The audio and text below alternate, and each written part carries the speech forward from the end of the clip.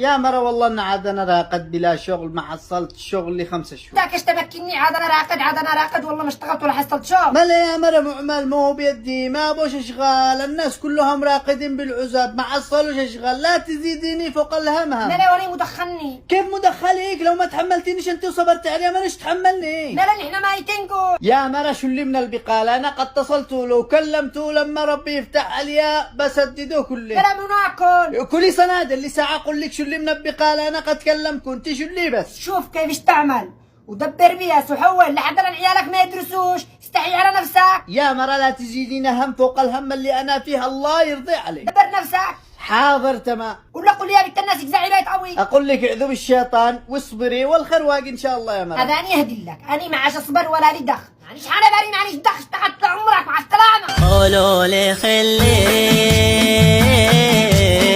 لا يزيد